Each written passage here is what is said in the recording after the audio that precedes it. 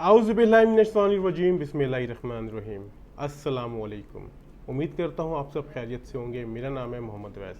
मेरे चैनल का नाम है स्काई इमिग्रेशन कंसल्टेंट्स। इस वक्त आप मेरी वीडियो देख रहे हैं मेरे YouTube channel sky immigration consultants और मेरे Facebook page sky immigration consultants पे जो मैं वीडियो लेकर आया हूँ। काफ़ी ज़्यादा मैं कमेंट्स आ रहे थे, कॉल्स भी रिसीव हुई थी, हत्ता कि वो क्लाइंट्स भी जो हमारे ऑफिस में नहीं थे, जिसने हमसे सर्विसेज नहीं ली हुई, वो भी हमसे सवाल पूछे। तो मैंने कहा कि उन सब के जवाब के लिए एक वीडियो बना दूँ ताकि इस तक आपके तक सारे सवालों के जवाब पहुँच सकें। मैं बात कर रहा हूँ यूके वीज़ा अपील से रेलिवेंट, यानी जिन लोगों के अपील्स अप्रूव हो जाती हैं, जिनको 3 मंथ्स का टाइम दे दिया जाता है, उनसे अगला क्या लवाजमात लिए जा सकते हैं, उनको क्या जवाब आ सकते हैं, क्या एक्सपेक्टेशन होती है। मैं ये सब कुछ इस समझाने की कोशिश करूँगा इस वीडियो में, ताकि आप तक भी सारी मालूमात पहुँच सके जो मेरे पास मालूमात है। बहरहाल इससे पहले मैं ये बता दूं कि काफ़ी ज़्यादा कमेंट्स ये भी आते हैं जी कि अब मुझे ये नहीं पता वो कमेंट्स असल होते हैं या फेक होते हैं। असल से मुराद मेरी ये कि जो एक जेन्युइन बंदा होता है, और एक फ़ेक से ये होता है कि कोई और जो हमारे से डिपार्टमेंट यानी रेलिवेंट बंदा है, कोई कंसल्टेंट है या फिर कोई एजेंट है, वो फेक आईडी बना के ये कमेंट्स करते हैं। वो कहते हैं जी कि आप लोगों की अपील्स इतनी अप्रूव कैसे होती हैं, किस तरह होती हैं। देखें, मैं अपनी टीम का अल्हम्दुलिल्लाह शुक्र अदा करूँगा कि मेरी टीम इतनी अच्छी कि हम लोग मिल के काम करते हैं। अल्हम्दुलिल्लाह के क्लाइंट को प्रॉपर ब्रीफ करते हैं, उनकी डॉक्यूमेंटेशन रिक्वायर्ड करते हैं जो रिक्वायर्ड होती है। मैं हमेशा कहता हूँ कि ये मेरे अकेले बस की बात नहीं है, टीम वर्क होता है। टीम वर्क, आपका जितनी अच्छी टीम होगी उतना ही अच्छा आपको काम का मौका मिलेगा, और अगर ना उतना अच्छा आप उसको रिवार्ड दे सकते हैं। यानी जो आपका क्लाइंट होता है, आप उसको उसके बिहाफ पे, उसके डॉक्यूमेंट्स के बिहाफ पे देखें। बात मैं अक्सर कहता हूँ कि जब आपका वीज़ा रिफ्यूज़ हो तो आप फ्रेश एप्लीकेशन के बजाय एक दफ़ा अपील लाजमी करें, चाहे वो शेंजन हो चाहे वो यूके हो। अपील इसलिए कहता हूँ कि अपील में आपका एक्सपेंस कम होता है, टाइम आपका लगता तो है, लेकिन आपके चांसेस बहुत ज़्यादा हो जाते हैं, क्योंकि जिस ब्याह पे केस रिफ्यूज़ होता है वो आप क्लियर हो जाता है, और आपके एक्सपेंस भी बहुत कम से कम होता है। अपील्स में ना तो आपको एम्बेसी की फ़ीस पे करनी पड़ती है, ना तो आपको जेरी में जाना पड़ता है, ना तो आपको ट्रैवल करना पड़ता है। आपको जस्ट घर बैठ के ईमेल करनी पड़ती है, उसका आपको रिस्पॉन्ड 14 यानी 14 दिनों में आ जाता है। अक्सर लोग कहते हैं नो राइट ऑफ अपील। मैं इसके बारे में कितनी वीडियोस बना चुका हूँ कि ये सब पे लिखा होता है इसकी राइट ऑफ अपील होता है, अपील आप कर सकते हैं, और इसकी ऑनलाइन कोई चार्जेस भी नहीं होते। बहरहाल ये बातों के जो कमेंट्स करते हैं उनके लिए जवाबात यही हैं कि ये जेन्युइन अपील्स होती हैं, हम लोग खुद करते हैं, इसके जवाब आते हैं। वो क्लाइंट्स भी आप में से वही होते हैं, क्योंकि वो साइलेंट होते हैं, फ्रंट पे नहीं आते। अल्हम्दुलिल्लाह हमें इस बात का फ़ख्र है कि हमारा जो काम है वो डे बाय डे बेहतर हो रहा है, हम लोग भी सीख रहे हैं। देखें, इंसान गलतियों से सीखता है, और अल्हम्दुलिल्लाह हमें इस बात का शुक्र है कि हम लोग डे बाय डे अब जा रहे हैं अल्हम्दुलिल्लाह। और हम लोग दुआ करेंगे, कोशिश करेंगे, और आपके हमें फेवर भी चाहिए कि आप हमें बताएं मज़ीद हम लोग अपनी सर्विस को किस तरह बेहतर कर सकें।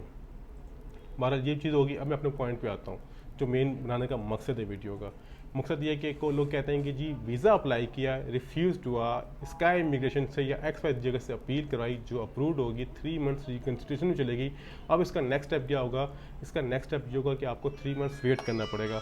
अब 3 मंथ्स वेट किस तरह करना पड़ेगा आपको डिपेंड, वो आपको दिया है, वो आपके इस दौरान क्या करेंगे। आपसे 3 मंथ्स ने क्यों मांगा है? आपने कभी ये बात सोची है?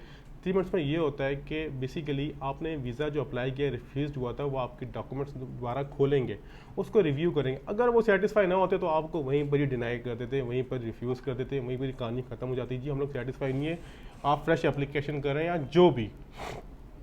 लेकिन उन्होंने ऐसा नहीं किया। उन्होंने आपसे 3 मंथ्स का टाइम मांगा। 3 मंथ्स में आपकी केस दोबारा खोलेंगे, आपकी फ़ाइल रिव्यू करेंगे, आपके डॉक्यूमेंट दोबारा असेस करेंगे, आपकी बैंक स्टेटमेंट देखेंगे।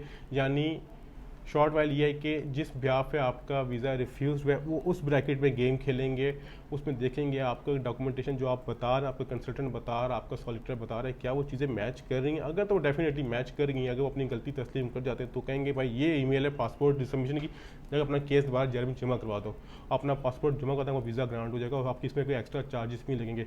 लेकिन इस दौरान आपने वहाँ शो किया कि मेरे पास 12 लाख अकाउंट में पड़े हुए हैं, और जब आपने वीज़ा, जब आपने रिकन्सिडरेशन में आपके अकाउंट में 1 लाख पड़े हुए, 11 लाख आप विड्रॉ करवा चुके हैं, तो ऑब्वियसली आपका वीज़ा रिफ्यूज़ है। रिफ्यूज़ किस तरह के? आपके पास तो पैसे ही नहीं है ट्रैवल के। जब आप वहाँ कह रहे हैं 12 लाख, आप 2 लाख निकलवा लें, 3 लाख निकलवा लें, जो आपका जेन्युइन अमाउंट निकलवाते हैं आप रेगुलरली, वो निकलवा लें। लेकिन आप ये तो नहीं कि आप बिल्कुल अमाउंट निकलवा के वीज़ा अपील पे करके आपको मिल जाएगा, ऐसा मुमकिन नहीं है। यानी ये होता है कि आपके डॉक्यूमेंटेशन को दोबारा असेस किया जाता है, अगर वो सेटिस्फाई हो जाते हैं तो आपको वीज़ा वो ग्रांट कर देते हैं। देखें स्काई इमिग्रेशन क्या करता है, आपका रिफ्यूज़ल ख़त्म कराने की कोशिश करता है, आपका रिकॉर्ड बेहतर बनाने की कोशिश करता है, बाकी आपके डॉक्यूमेंट्स को, तब ये नहीं होगा आपने फेक डॉक्यूमेंट्स लगा दिए आपको वीज़ा मिल जाएगा, ऐसा नहीं है। ये भी मुमकिन नहीं है कि आपने अपने आप को वहाँ पर जॉब शो किया है कि मैं जॉब करता हूँ, मेरी इतनी सैलरी, जब वो वेरिफिकेशन के लिए कॉल करेंगे, बंदा उठाए वहाँ पर कॉल, और मैं साहब बोलें जी मैं तो जानते बंदे को नहीं हूँ, मुझे पता ही नहीं बंदा यहाँ पर कौन है, तो ऑब्वियसली वीज़ा आपका डिनाई है, वीज़ा आपका रिफ्यूज़ड है। तो डेट्स वाई कोशिश करेंगे डॉक्यूमेंटेशन वो सबमिट करें जो जेन्युइन हो, डॉक्यूमेंटेशन वो सबमिट करें जो आपसे रेलिवेंट हो, और जो आप उनको चीज़ें बता रहे हैं वीज़ा रिक्वेस्ट लेटर में वो टोटली जेन्युइन हो। इसके बिहाफ पे आपका वीज़ा लगने के 99% चांसेस होते हैं, 1% रिफ्यूज़ल के होते हैं। क्यों? आपके डॉक्यूमेंटेशन वेरीफाई नहीं हो रहे। जिन लोगों के 3 मंथ्स के बाद वीज़ा रिफ्यूज़ होता है तो वो समझ लें कि उनके डॉक्यूमेंटेशन वेरीफाई नहीं हो रहे। डेट्स वाई अगर उन्हें आपका रिफ्यूज़ करना होता तो आपको 14 डेज़ के बाद ही रिफ्यूज़ कर देते। अगर वो अपील अप्रूव हुई है तो ऑब्वियसली उन्होंने किसी बिहाफ पे अप्रूव की है। तो ये सारे सवालों के जवाब हैं जो आपने पूछना चाह रहे थे 3 मंथ्स के बाद क्या होता है, ये कुछ हो सकता है आपको बता दिया। बाकी आपको मैं फिर बता दूंगा एंड पे, स्काई इमिग्रेशन कंसल्टेंट्स किसी किस्म का डन बेस पे या कोई गारंटेड काम नहीं करता। हमारी जो स्टाफ है, जो हमारे बैंक अकाउंट्स हैं हमारे से कंपनीज के नाम से या मेरे पर्सनल नेम से, इसके अलावा हमारा कोई बैंक अकाउंट नहीं है। दूसरी बात ये कि हमें एक कॉल आई थी कोई लाहौर से, वो कहते हैं कि आपकी यहाँ की ब्रांच है। हमने कहा हमारी कोई ब्रांच नहीं है, लेकिन यहाँ कहते हैं यहाँ पे ऐसा कोई नाम है। मैंने कहा हमारे से रेलिवेंट कोई नहीं है, हमारी मीरपुर आज़ाद कश्मीर में और चकसवारी आज़ाद कश्मीर ब्रांच है, इसके अलावा हमारी कोई तीसरी ब्रांच अभी तक नहीं है। जब होगी तो हम आपको ज़रूर बताएंगे। अपना ख्याल रखिएगा, दोबारा मुलाकात होगी बहुत जल्द नई इन्फॉर्मेशन के साथ। बहुत शुक्रिया, खुदा हाफिज़।